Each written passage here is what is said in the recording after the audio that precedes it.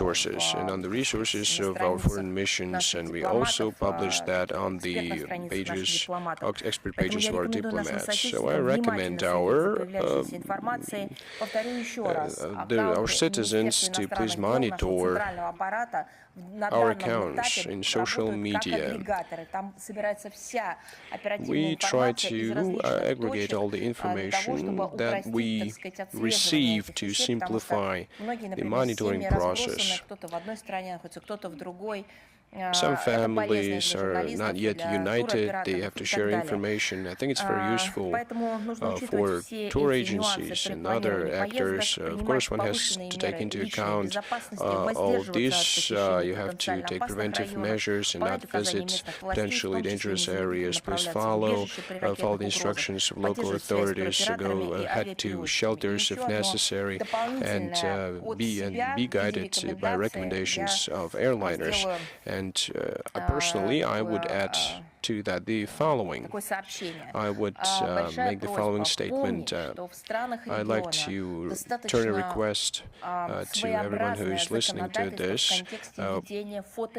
As far as taking photos and videos goes, some countries have a peculiar legislation. It may become a reason for detention, for an arrest, and for claims against our citizens coming from the authorities. So one has to take into account the peculiarities of the legal legislation. The countries of the region, primarily the United Arab Emirates, have certain regulations as far as taking photos and videos goes.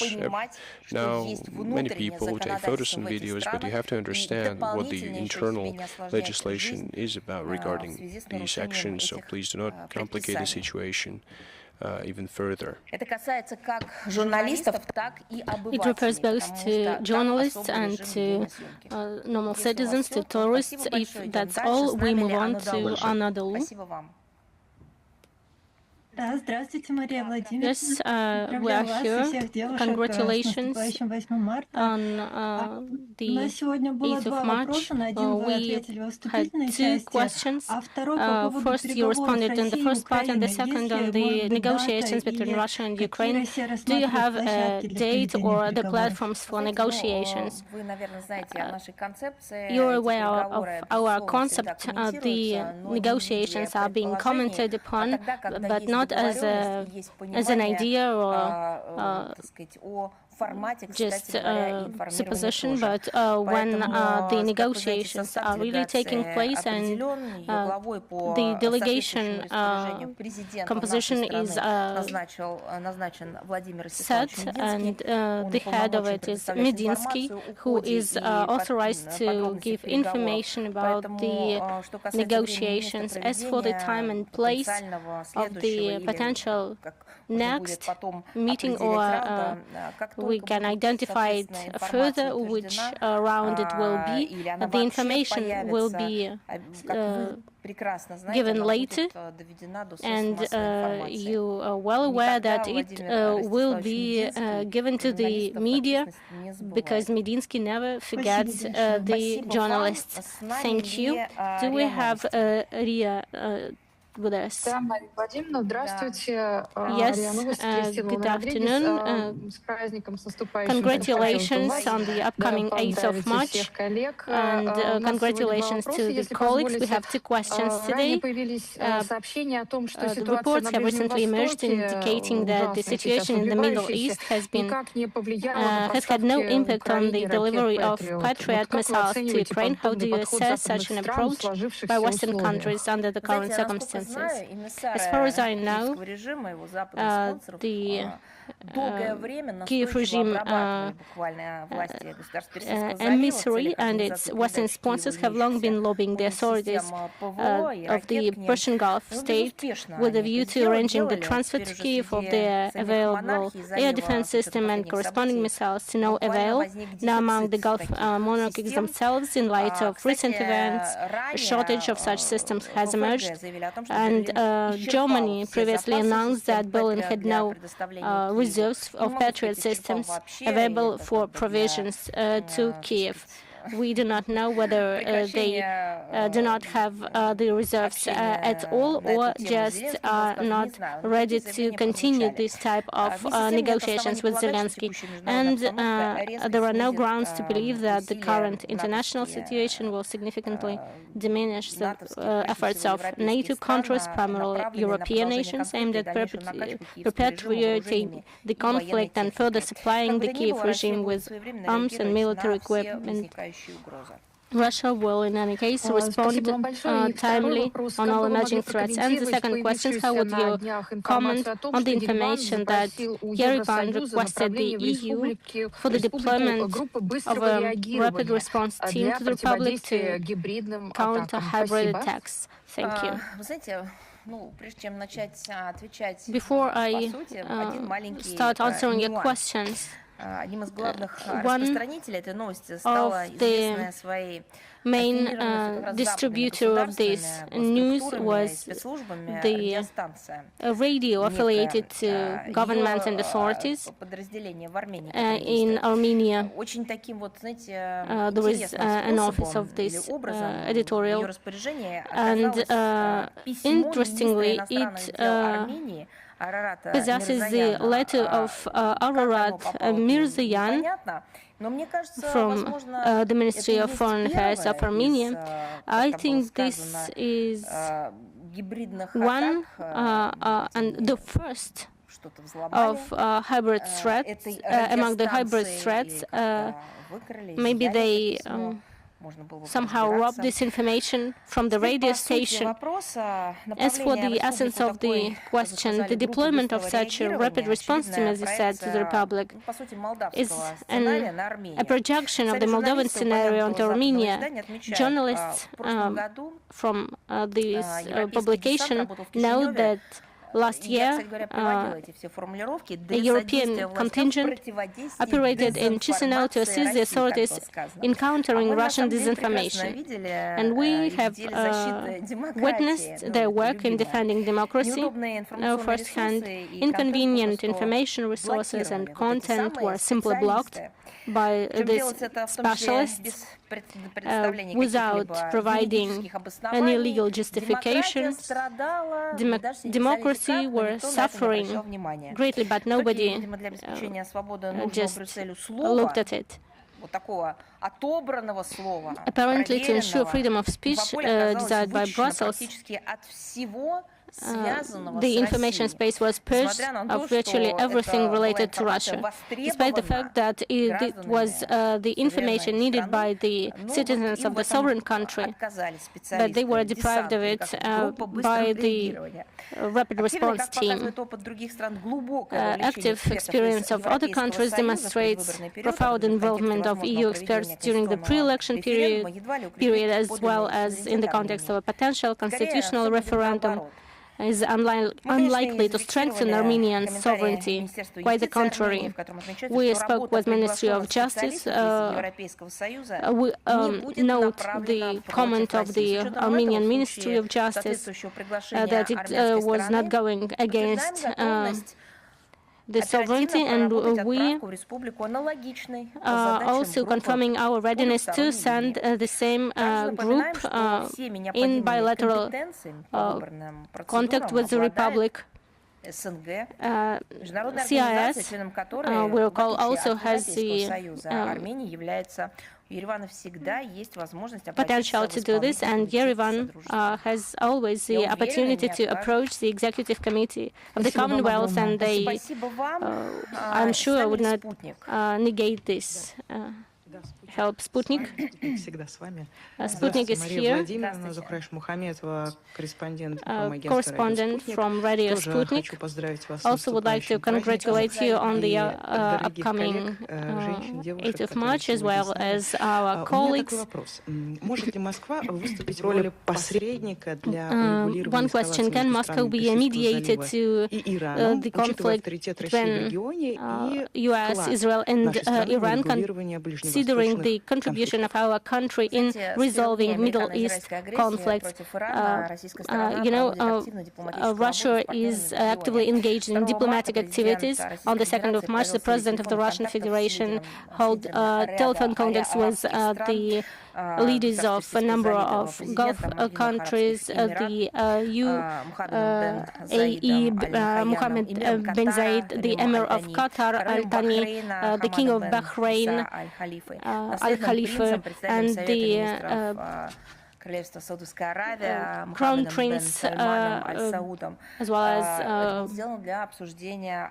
others, to speak about the actual situation. Minister Lavrov also spoke about this with his colleagues. I would like to enumerate on February 28th, telephone call with Iran, then Qatar, UAE, Saudi Arabia. On the 2nd of March, 3rd March, Minister of Foreign Affairs of Iran, Amman, and today these contacts will be continued, and we are going to inform you. As such, the fact of so many contacts is the evidence of active efforts of the Russian Federation to stabilize the situation in the region. If there's a mediation in some sort, we cannot say no.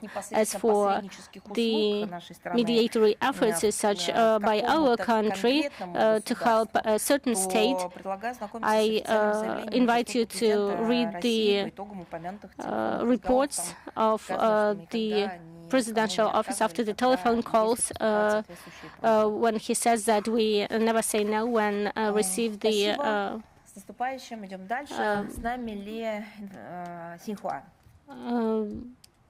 when they ask us to help. Xinhua. Good afternoon. Correspondent of Xinhua Ministry of Foreign Affairs of Van Yi discussed with Sergei Lavrov recently the situation in Iran and said about the position of China of 3 points: stop hostilities, return to dialogue, and jointly fight unilateral actions.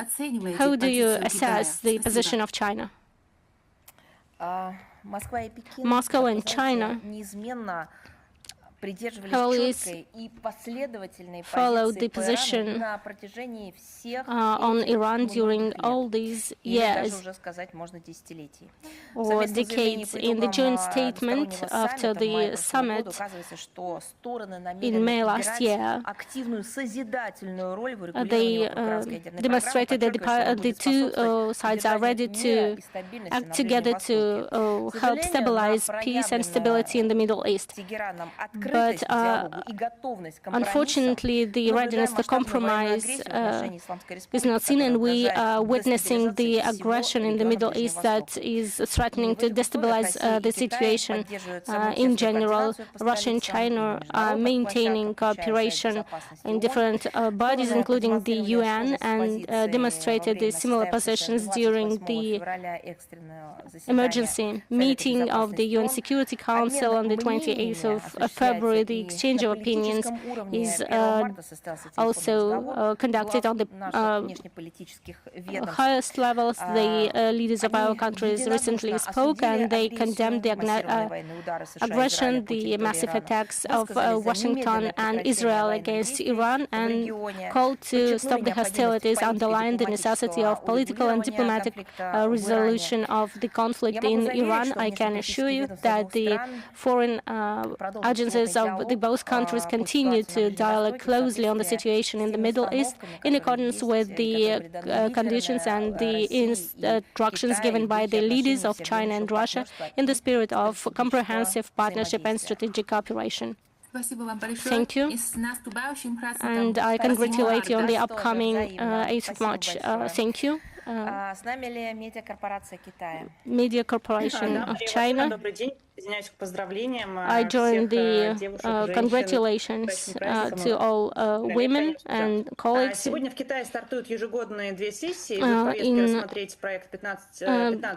Today, in China, the annual session of the National People's Congress and the Chinese People's Political Consultative Conference starts about the state planning and the system of 5-year plans is the question, including the cooperation, global geopolitical structure, regional development, and what is the position of Russia during this, what is the assessment of Russia of this 15-year period. It is up to the citizens of China and the government of China, but we always highlight that the Chinese population, the citizens, shall give their assessment to such events and their future implementation, considering the level of confidence and the special relationships that has established with China. We have the opportunity to answer such questions that you ask, and do not consider this as something that would be perceived as interference into internal affairs. We know that such a rhetoric or such acts as interference are unacceptable for us. We treat each other with respect, and for this reason we can easily answer the questions about our internal agenda and our internal development. I would like to quote the President Putin, who said that Russia needs the flourishing and stable China, and China needs strong and successful Russia.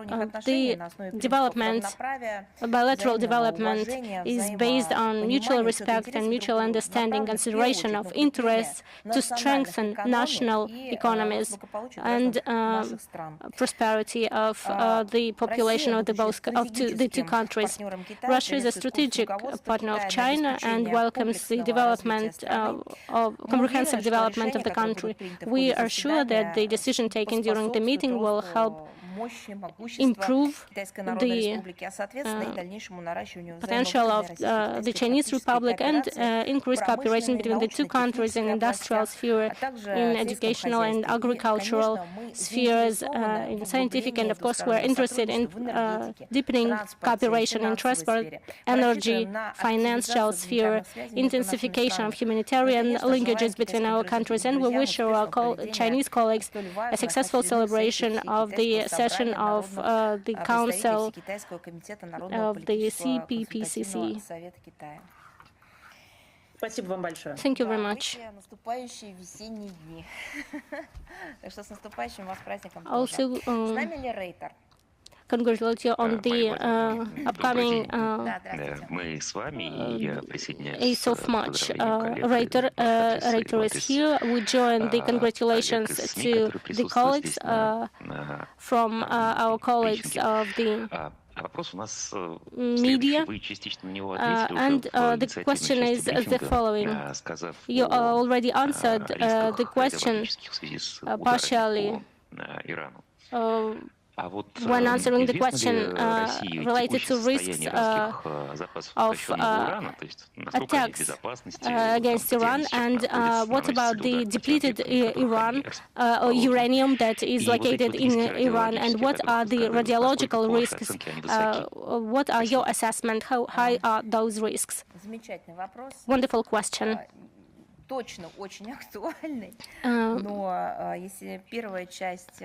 It is very urgent to answer the question, but I cannot give the detailed information because it has to do with the comprehensive guarantees between IAEA and Iran, and I cannot comment openly on it. But I can state that the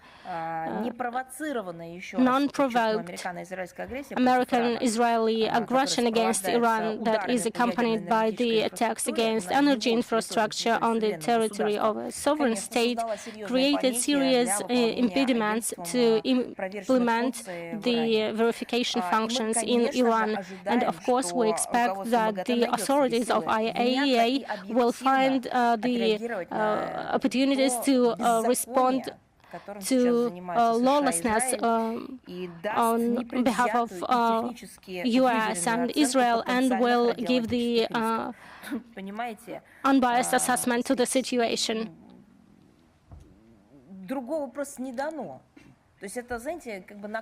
You know, the credibility of IAEA is on the table, and those people who are acting on behalf of the Secretariat to prevent further escalation, the General Secretary of the United Nations also have to say something. The attempts to close their eyes and to diminish the real threat are unacceptable. Знаете, это не разбросанные по, так сказать, Those are not dead ducks on the ponds, with all due respect to flora and fauna. Those are nuclear plants around which the nuclear bombs are being exploded, and there are fires, and it goes non-stop. I would like to draw your attention to Rosatom Alexei Likhachev's statement. He said clearly about the situation. He underlined that the nuclear facilities in any case should be the targets of hostilities. And the direct quote, this is not a play to convert them into the targets is inevitable, and this is suicidal, Likhachev said, General Director of Rosatom. Special attention is given to the situation to nuclear plant Bushehr, and there is a real threat to the nuclear station because there are bombs exploded in a few kilometers away from it, from the line of defense. And we would like to call clearly echoing the call of Likhachev to be responsible to those parties involved, and we would like to continue to distribute this information in all channels available. This situation causes crimes if Kyiv during many years had the permission to strike against the nuclear facilities, and the experts who were granted the task to control the safety of those plants could not identify the direction of the shelling. It means that what is not prohibited is permitted, and it means that this situation is applied to other conditions.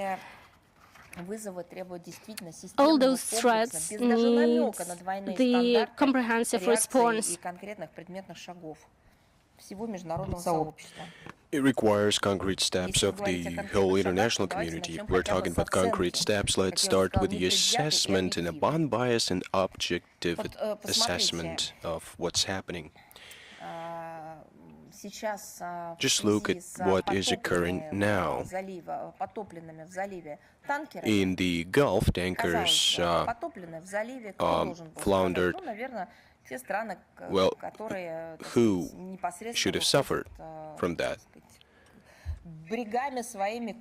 These are the countries that have the shore in the Gulf. One day later, the fuel oil was brought with the waves to the shores of world's resorts. They're not part of this region. That's my response to your question. Just one day has elapsed, and that's what is happening. This will not end.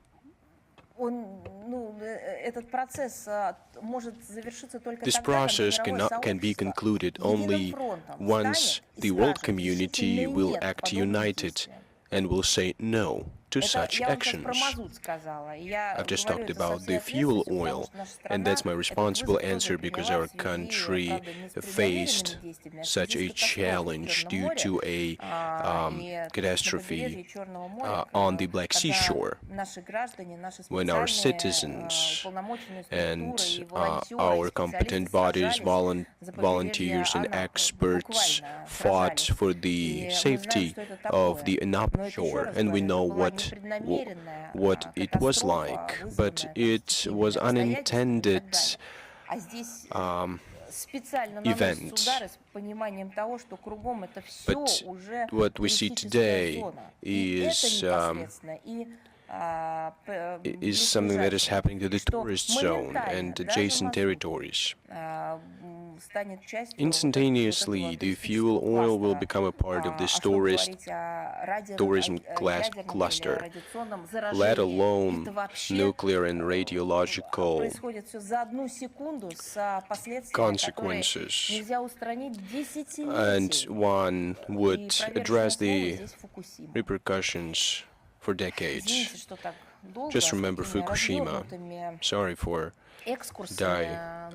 digressing and giving you too much context, but I think it was worth it. Thank you very much for your answer, and let us move on. Do we have Newsroom with us? Good afternoon, Madam Zakharova. Congratulations on the coming holiday and all the female employees of the Russian Foreign Ministry. We have two questions today.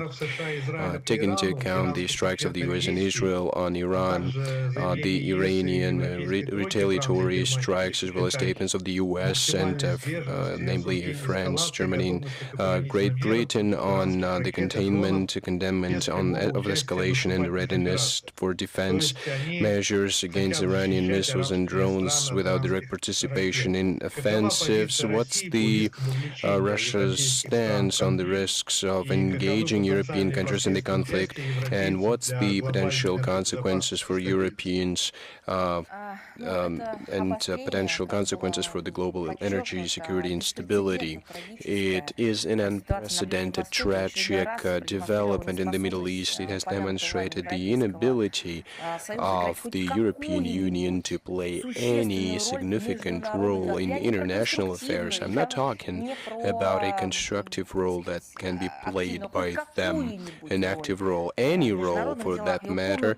In international affairs, it has demonstrated only its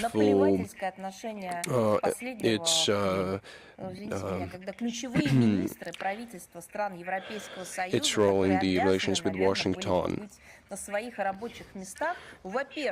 The officials should have been at their desks, because that's what they're supposed to do. They said they stand in solidarity with the Middle East,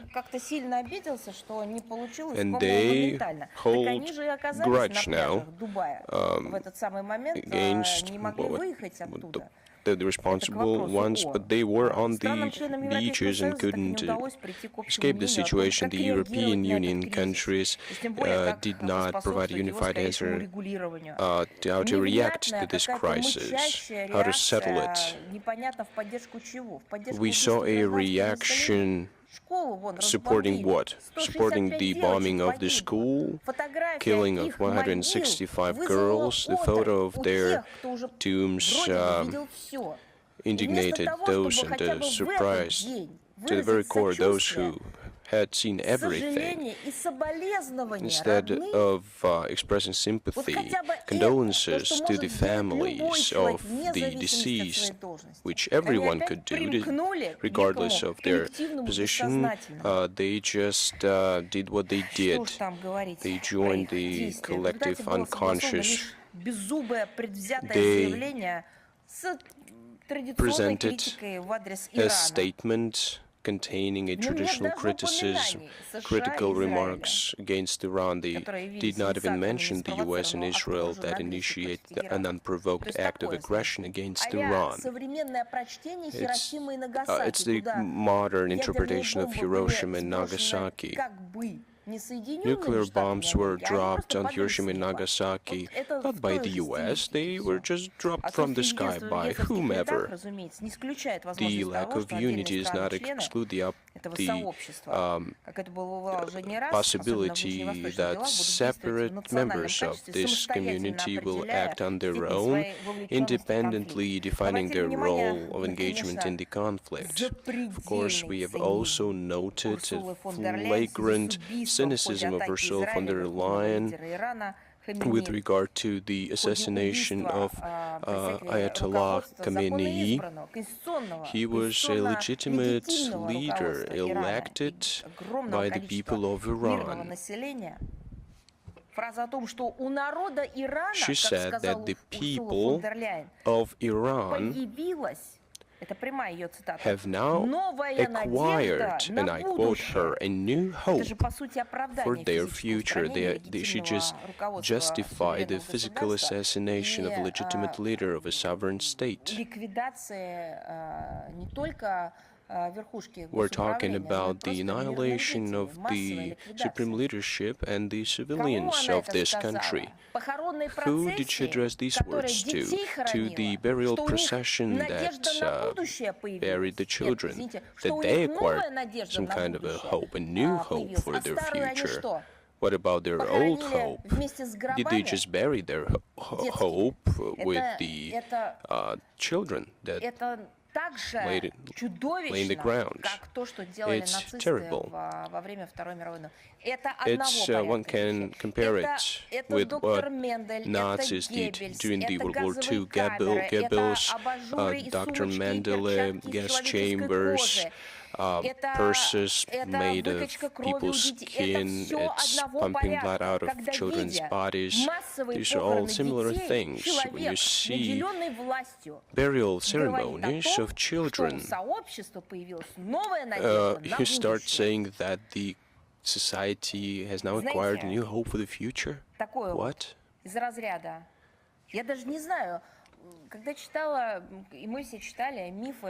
I remember reading ancient Greek myths. In one of them, a creature was offered young ladies so that this monster receives these ladies, girls, but it's now all in the past, we thought. Now, it's 165 girls we're talking about. Girls that were delivered to Minotaur, the mythical Minotaur. They understood that that was an absolute evil. Now, sacrifices are similar, but they are happening at a larger scale. And these Minotaurs are called differently, but not the way they should be called. How many innocent people, including children, would they have to assassinate to get that new hope that Ursula von der Leyen talked about? That's not a rhetorical question. As the number of losses is on the rise, as far as potential repercussions of this aggression, it has led to a serious disbalance of global energy markets. First and foremost, the markets of the European Union countries, they are themselves to blame in the degradation of their energy systems. They refused to import Russian hydrocarbons. If the conflict drags out and no one knows for how long it will last, no one is talking about it within the US or Israel. Once they talk that all goals have been achieved, now they're talking that there is no deadline to this crisis. We're talking about a long-term development, one should expect a further escalation of the situation, taking into account the deficit of energy resources and the combat of key consumers for the remaining resources. What the stance of the West in general and the EU will be, they will just procure the energy resources from those who don't have enough resources themselves, and they will do everything in their power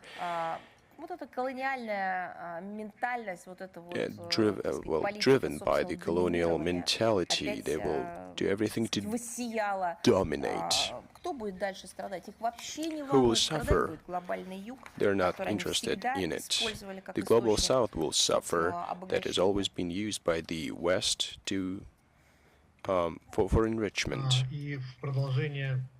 And to follow up on the topic that you touched upon at the beginning of the briefing, let's talk about Sweden. The Minister of Defense, Paul Jansson, said about the readiness to consider the deployment of nuclear weapons on the Swedish territory in case of a war, as well as the confirmation of Prime Minister Ulf Kristersson on the preservation of the ban in the peaceful times. How would the Russian Foreign Ministry assess this shift in the nuclear policy of Sweden following its accession to NATO, and what are the strategic consequences for strategic stability in Europe?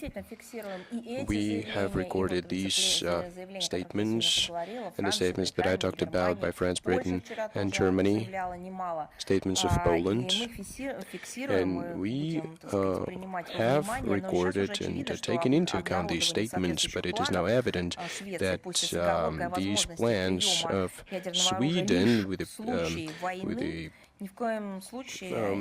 the nuance that it can only be used in the case of war, does not contribute to the preservation of strategic stability in Europe, but also only undermines the foundations of an international control and non-proliferation regimes. And it is we saw, in the same context, the recent entry of the French nuclear aviation carrier Charles de Gaulle to the Malmö port. It is now seen as a normal, kinda, that the nuclear weapon is being deployed in the Swedish territory.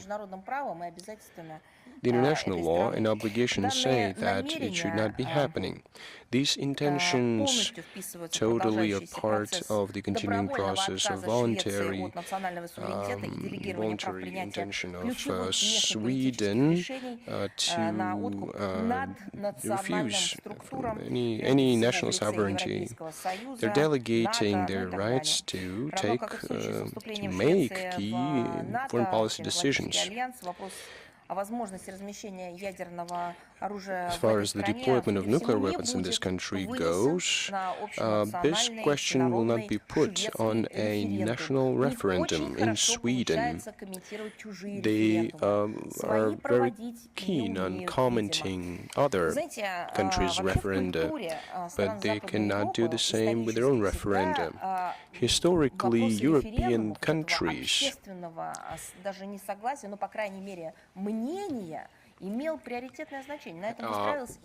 saw referenda as a priority. That was the foundation of the Western democracy. But it's funny what questions were put on a referendum. Just everyday issues that are not of significance, that did not impact anything. As far as nuclear weapon deployment on the territory of Sweden goes, it's another issue. We're not talking about Swedish scientists working on a nuclear weapon with the help of their Baltic allies. We're talking about the fact that this weapon could be deployed in Sweden, and the Swedish leadership won't have anything to do with it in terms of control and monitoring. I'm talking about the military leadership of Sweden that will not even know what's happening there. I'm not talking about the general public, journalists, thinkers, scientists, and other stakeholders. Well, you can forget all about it. They won't have any knowledge of it. And that's one of the most important issues for this country. If you remember how they talked about Russian submarines in Stockholm,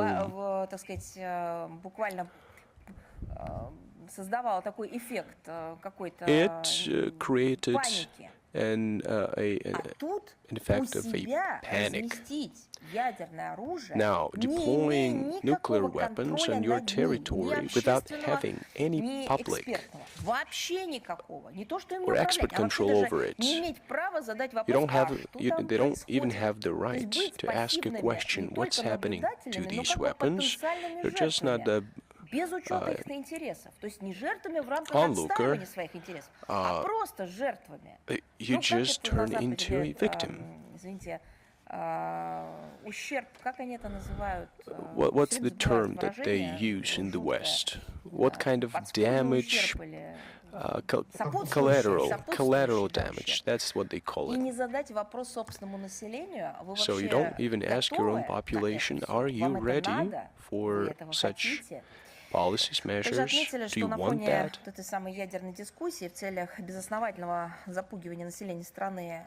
I mean, this nuclear discussion to intimidate, unfoundedly intimidate the population of the country with this threats from the East. I don't know what the East is all about. Is it Russia? Is it even China? China will use the rear, the Arctic, to attack. Well, the Swedish propaganda machine continues to vigorously generate openly fake anti-Russian narratives. For example, this fake story about a drone launched from the Russian Navy ship and targeting Charles de Gaulle ship. In the Middle East, Sweden has its own diplomatic representatives that are can also become target of these strikes, but well, no, you can't report on that. Swedish military said that they intercepted and neutralized this Russian UAV, but they did not inform on its on the further developments, and they did not provide any evidence of its existence. When they were capturing Russian submarines in the fountains of Stockholm, it turned out that those were just buoys, not submarines. So they realized that you cannot talk about submarines, but a UAV can be a subject of manipulation. It is symptomatic that such news pieces that were planted have nothing to do with the reality, but they become a natural part of the Swedish political narrative. At the same time, real episodes of Ukrainian UAV attacks are being ignored. No one wants to recognize it. The Swedish political leadership refused to recognize, despite all the facts at hand, that the Kiev regime is directly complicit in the attack of the residence of the Russian Federation president in the Novgorod region in December 2025. The Russophobic obsession and political short-sightedness of Swedish leadership, which has turned its country, because they have a dilemma between the happy vassal and sad slave, and into a hypercritical accomplice, and they turned into the second one. Well, they turned into hypercritical accomplice of neo-Nazi regime in Kiev.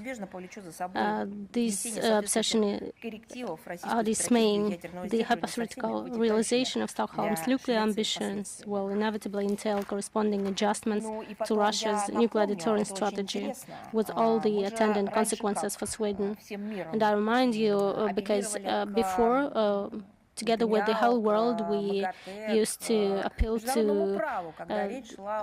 NPT, to other treaties about the nuclear technologies, development of nuclear technologies and their production. And today, what we see, thanks to those who are bringing democracy to the Middle East, they has shown us that there is no international law, that there is an international law, and there are some concerns with the plans of the neighbors to develop nuclear arms, and these are phobias or concerns can become the pretext for bombing the adjacent countries. Bold news, please. Yes. Here I also join the congratulation on the coming holidays. I also congratulate you. It was confirmed that the Russians are being sanctioned if they open bank accounts in Russia. For example, the person who is receiving the sanctioned bank received the salary was accused. And what can Russia do to protect its compatriots in different countries? Of course, these norms violate the norms, and they are the evidence of neo-Nazism. When we see the application of the sanctions to all spheres in EU, and all the relationships with Russia, as they say, are the reasons for repressive measures. But even in this context, the Baltic countries are especially sophisticated because of their pro-Nazi steps. The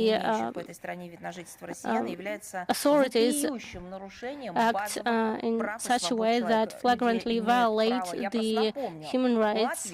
And I remind to Latvia that the citizens have the right to keep their money in all the banks that they wish. They choose the bank according to their convenience, and this was the invention of the West, to which Latvia joined when it has left the Soviet Union.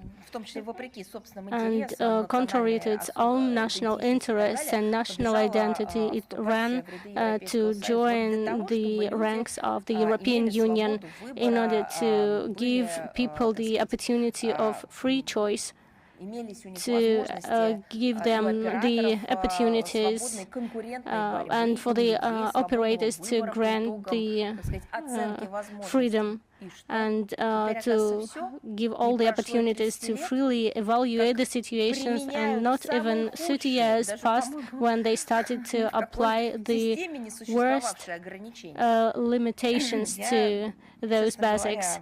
Frankly speaking, I cannot remember such a situation before.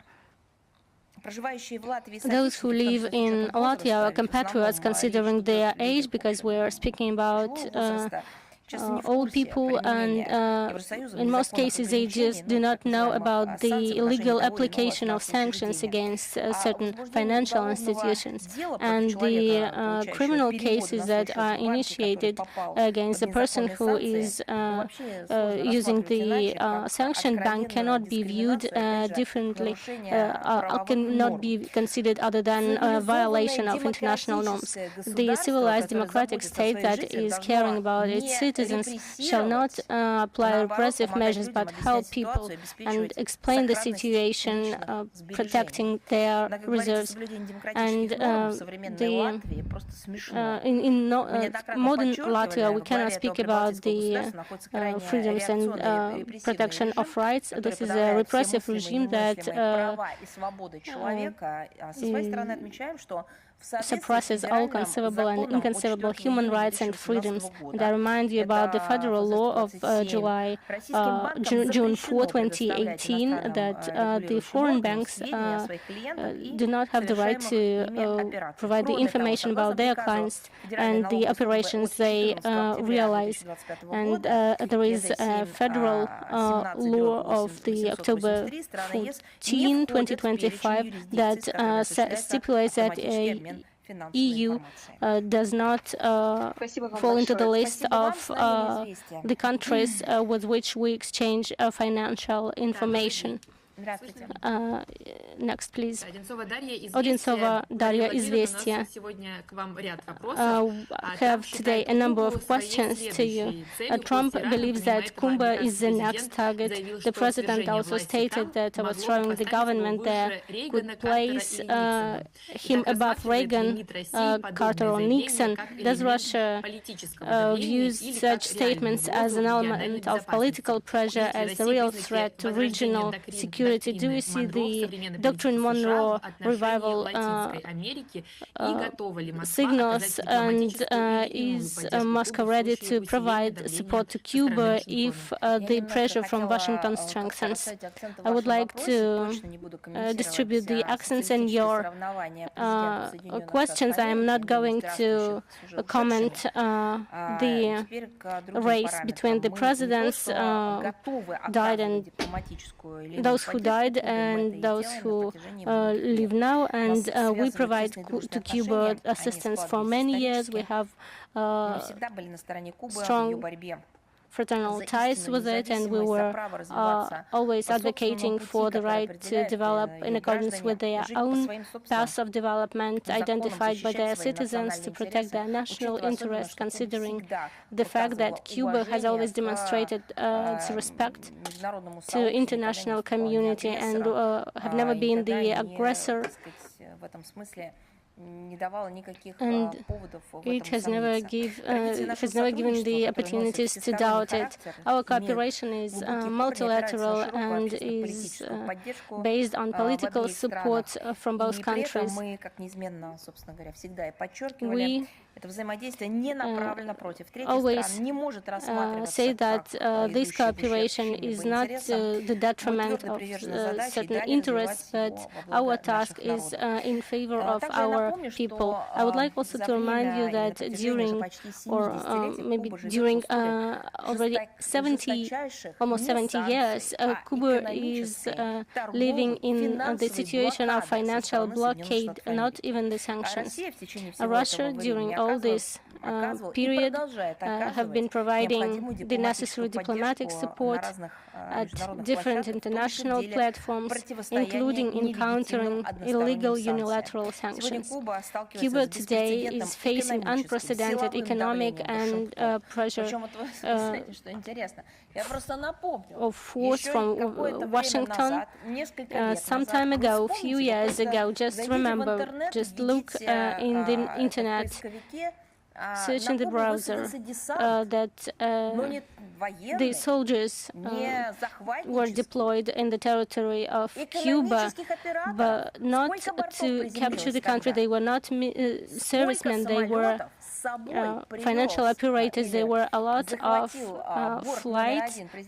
The presidential executive flight of Obama was sent to Cuba to develop the country. They signed a lot of agreements, and I remember the handshake in the air that failed. Just have a look when Obama grabbed Castro's hand and wanted to put it up to show that everything is okay and that Cuba was also conquered economically in positive sense as they used to think, but it all failed, and the Cuban leader overplayed him, and As it turned out, he was right, because what was there was a Trojan horse too, because it is impossible. We understand, we see the country as a whole, and we observe the situation from the side. It was during our times when hundreds of economic operators were brought there, financial officers, industrial specialists, investors, and they said that Cuba has had to develop relationships with the US, and now they proclaim it a terrorist country, and all the quotes that you continued in your question. Russia, for many years, were providing support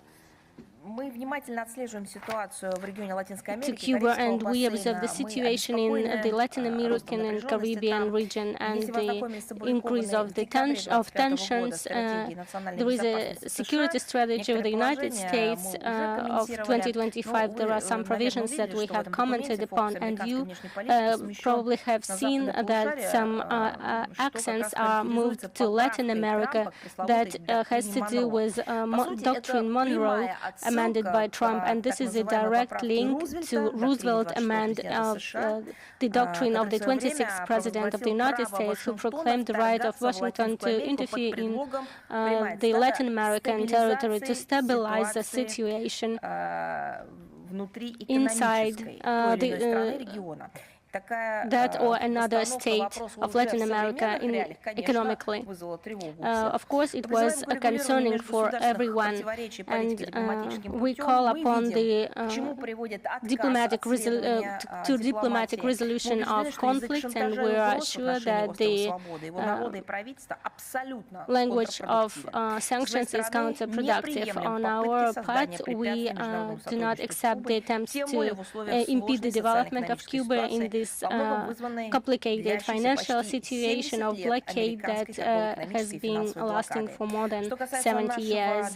As for our further cooperation, including the provision of support to Cuba in its current complex economic situation, the particular steps were considered during the meeting between Minister of Foreign Affairs of Cuba and our leadership, and we will consider and do all necessary.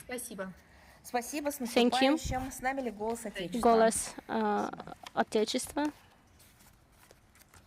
Да, здравствуйте, Мария Владимировна. И команда «Голос Отечества» тоже присоединяется к поздравлениям с наступающим 8 марта. Голос Отечества joins the congratulations on the 8th of March to you and your colleagues, Chief of Oleg. And we have one question. The head of Pentagon, Pete Hegseth, stated that the United States is no longer a defender, but warriors trained to kill enemies. Maria Vladimirovna, how does the ministry consider this rhetoric, given that in the U.S. strategy, Russia is officially designated as a regional enemy?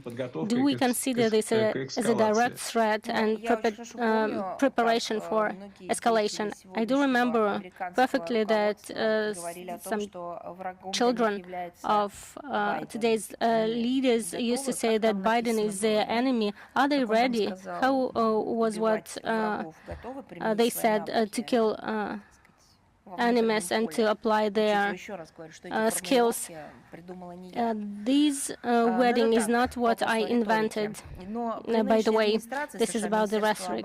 So the current U.S. Defense Ministry, it was renamed as War Department or Department of War, and I do not think that this is just a figure of speech. This is a reference to old times. This is a declaration of intention, and they were not concealing their intentions. Anyway, if we speak about the strategy of national defense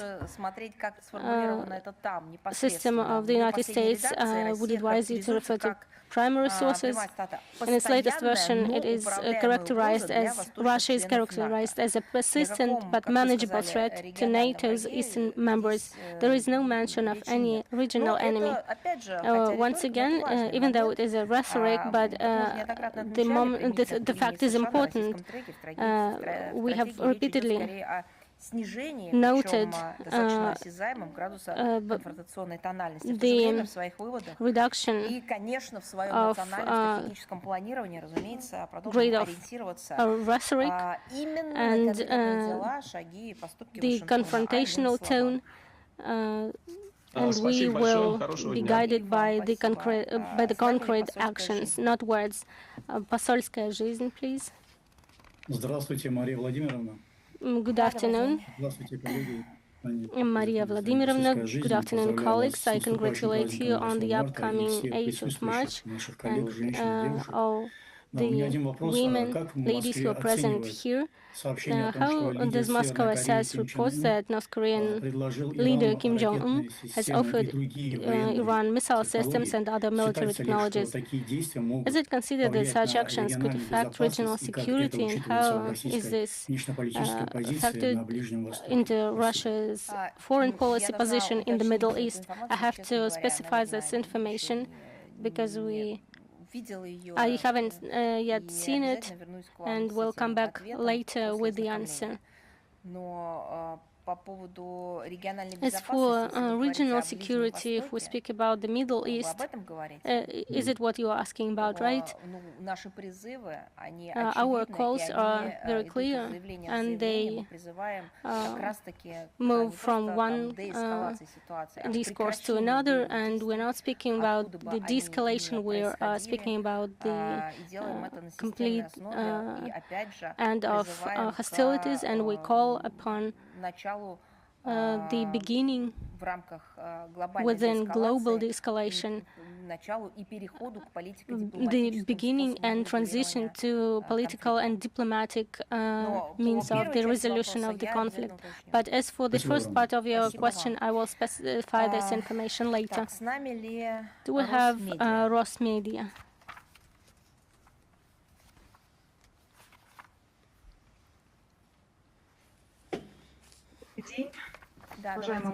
Good afternoon, dear colleagues. I join the congratulations on the 8th of March.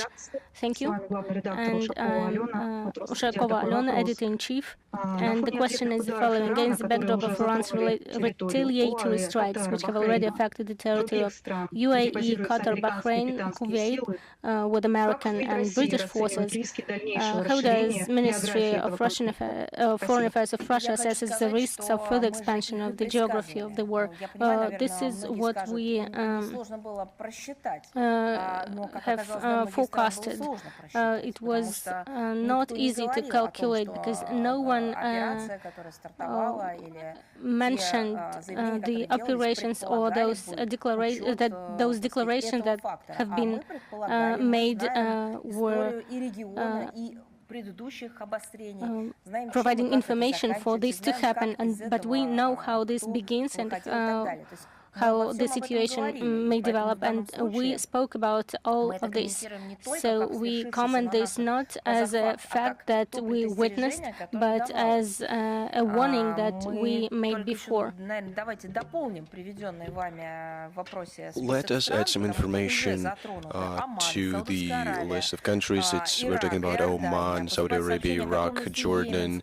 We're hearing reports about the Yemeni Houthi movements are allowed to join the hostilities against Israel. In the context of this conflict, we consider also intensification of hostilities on the Lebanese-Israeli border. Just look at the number of countries that are not adjacent to the region directly, but have been directly affected by this conflict in terms of logistics, and in other regards. It is evident that the geography of the armed confrontation following the aggression of the U.S. and Israel against Iran continues to spread to the whole Middle East. We see that there is indirect involvement of navigation, maritime navigation, shipping, transportation, and the failure of supply chains. It is not a surprise because we have multiple times warned about the risk of such a situation in our statements, and of course the responsibility for this escalation is borne by Washington and Tel Aviv. If that is it, let us move on. Do we have author E with us? Good afternoon, Madam Zakharova. Good afternoon. On behalf of our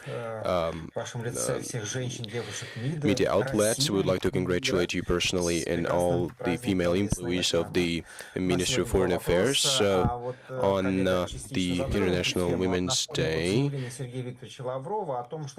Sergei Lavrov made a statement that in case Europe attacks Russia, Russia will retaliate with all the means at its disposal. Does the Foreign Ministry see any indications of practical preparations for such an attack, or is it just such a noise? It's just some kind of a noise for its internal audiences. One should first and foremost say that we see a shift of a paradigm within the European Union in the context of its intensive militarization, and we are witnessing a militarization or a turning of the EU into an aggressive stakeholder, unable to make deals at dead end.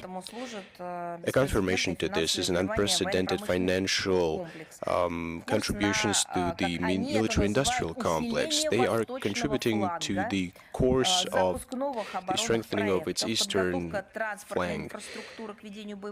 They are preparing their transportation, stepping up their munitions production.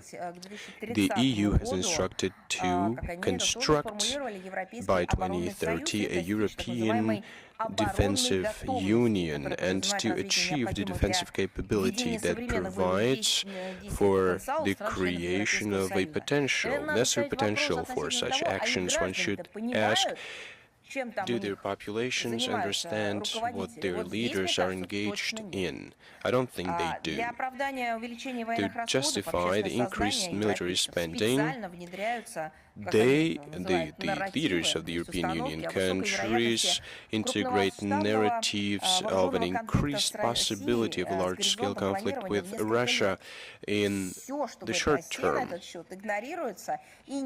What Russia says about this is being completely ignored, and it's not being communicated to European audiences. Russia has repeatedly underscored at all levels that it does not have plans like this, and moreover, it's not part of our foreign policy agenda. It was just made up by European leaders, but it's not being communicated to their audiences. I think they are now plotting something against us, a provocation. They're experts at this. We see confrontation coming from the European Union towards Russia. We treat this seriously, and we know how many times they provoked international conflicts and wars, world wars. It turns out that we are now on the eastern front of the bloc, not because we are attacking, because they have such plans.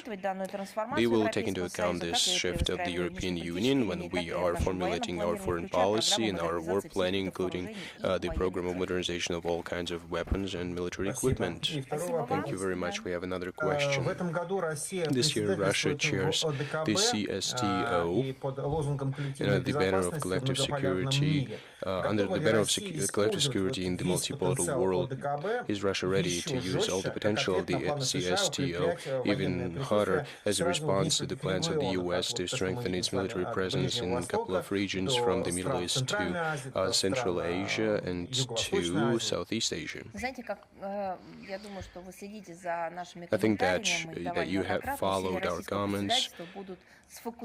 Russian chairship will focus on the effective implementation of the main mission of the the CSTO, the maintenance of peace and security in the region, and creating necessary conditions for the states to flourish.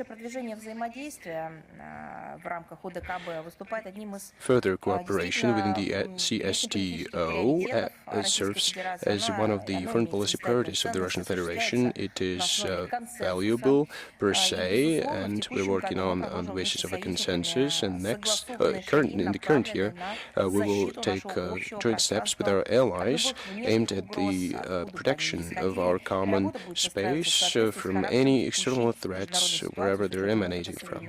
And we will be basing our work on in accordance with the current international situation and the expertise and the experience we receive from modern military conflicts. Madam Zakharova, Greater Asia is now on air. The first question is, congratulations first on the International Women's Day. Together with China and a number of other countries, we promote the peaceful agenda, encouraging to solve conflicts by political and diplomatic means. What do you think? What does Russia have to do so that the world unites against unfounded aggression to conclude or maybe just decrease the escalation? I think we have to film a documentary about this. We have to hope for multipolarity. A real fundamental development of various global centers on the basis of industrial investment potential and, of course, the preservation of international norms. The Global South is not just a geographical meme. It's a lion's share in the global economy, and it's on the rise. We see that similar indicators in the US and Europe are decreasing, and I understand that it is painful to them. They're not accustomed to losing. We don't treat it like that, but I think it's a never-ending game that they're not accustomed to losing in. It's a competition, and they annihilate those who they play with. So one should realize that their share in the global economy is declining. Western countries are attempting to do something against it, to do everything in their power to maintain their privileged stance, privileged role, to impose their exclusive role in the world. The armed aggression against Iran has been a manifestation of this aggression, so they are undermining the international law that brings the world back to the era of colonial empires. This story is far from over, and I think that it'll further leads to their degradation. This construction of a new hegemony will fail by doing what they're doing. They are just looking for new enemies. And we're talking about the global majority. This desire of peoples to define their future, to untap their potential, will prevail over these attempts of the West to restore this intensified, extreme attitude towards everyone else. Thank you. Second question is on the International Women's Day. Last year we celebrated 25 years of the resolution Women, Peace and Security. Our Russian permanent representative, Vasilina Benza, said that women affected by the conflict directly helped create sustainable ties between people in the post-conflict era. They helped to recover all people, elderly people, women, children, people with disabilities. What's the role of women in resolving the conflicts, and should women be more active in diplomatic and peace-building efforts?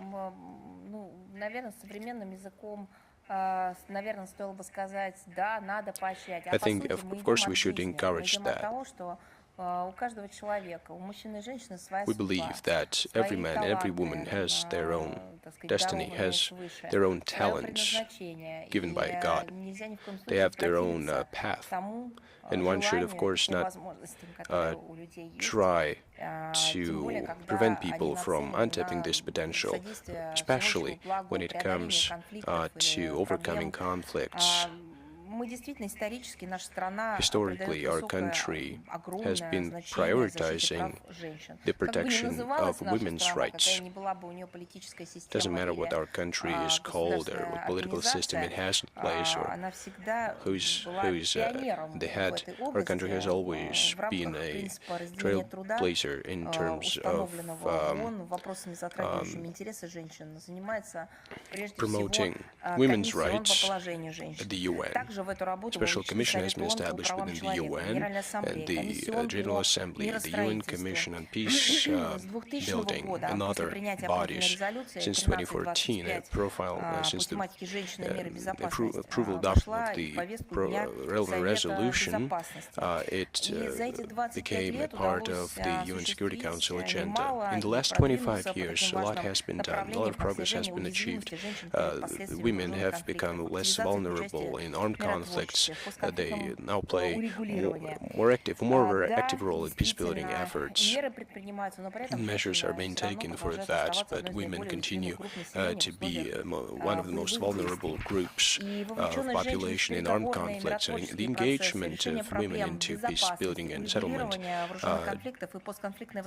negotiations allow us to develop more trust-based relationships with local populations to prevent, investigate cases of violence against civilians, increases effectiveness of reintegration, etc. And of course, the role of a father is large, is huge, but the role of a woman, of a mother, is paramount when it comes to the discussion of a post-conflict statehood. Because we're not only talking about what's written on the paper, we're talking about what is part of women's nature. Our country encourages the engagement of women into the post-conflict settlement, of course taking into account their desire to do that. Currently, the peace-building efforts missions, 12 women police officers are serving, 6 in South Sudan, 2 in Cyprus, a couple of women in the Democratic Republic of the Congo, and another one in Liberia, and another one is in Colombia. Within the Ministry of Defense, 4 female officers are serving, 1 in the UN mission in Cyprus, 1 in the Western Sahara, and 1 in the UN body that is responsible for the ceasefire in the Middle East. We attach significance to the training of female officers, especially at the UN Center within the Ministry of Internal Affairs in Domodedovo. We have organized courses for law enforcement bodies representatives where a lot of women take place in the activities. Moreover, at the Academy of the Russian Armed Forces in Minsk, training is taking place for women. Engagement of women into peace-building efforts should be defined by their professional qualities, not by some formal instructions or violent paradigms that we see sometimes are being imposed in the West. It should not turn into a race after notorious quotas or parodies that are being imposed by the countries of the West. In the domestic diplomacy, women have played a very significant role. But should I say that again? You know that yourself. We have female ambassadors, female representatives within international organizations, deputy heads, directors of departments, deputy directors of departments, heads of units, advisors,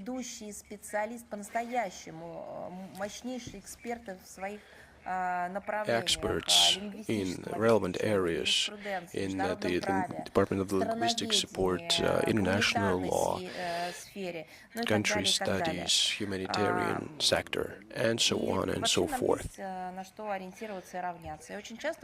We have very good examples of this. Sometimes, or very often, I would say, Madame Kollontai is mentioned as one of the most famous examples. Of course, she plays an important role in the history of the domestic diplomacy, but one should not forget that our women worked as diplomats and engaged in discussions, in wars even before Madame Kollontai. And Catherine the Great was very successful in this endeavor. And Empress Elizabeth and Madame Dashkova did a lot in this domain. Of course, they did not have such a status at that time, but their role in international agenda was very considerable. So I'd like to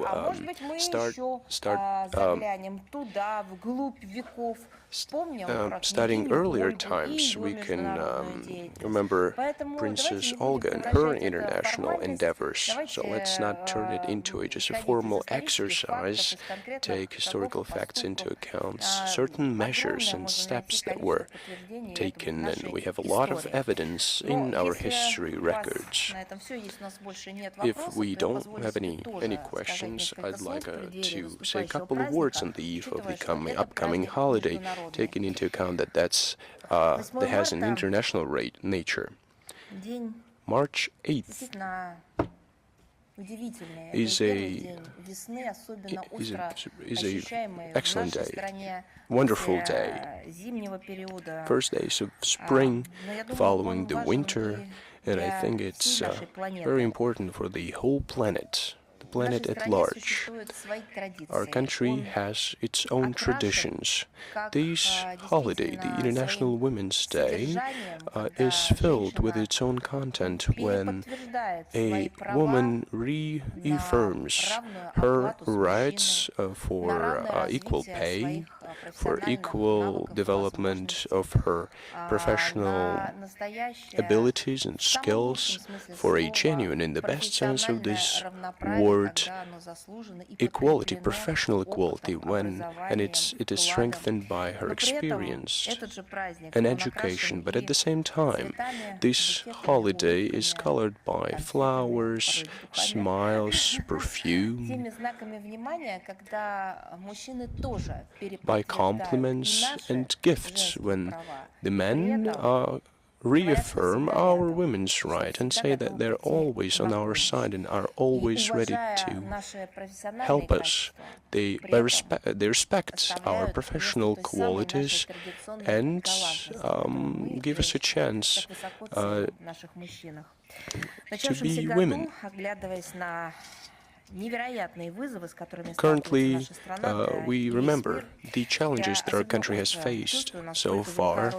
I understand how great the role of women is in the history of our country, and a special thanks goes to women, to women's sisters, daughters, mothers, and wives of our servicemen that take part in the special military operation. Thank you very much for your patience.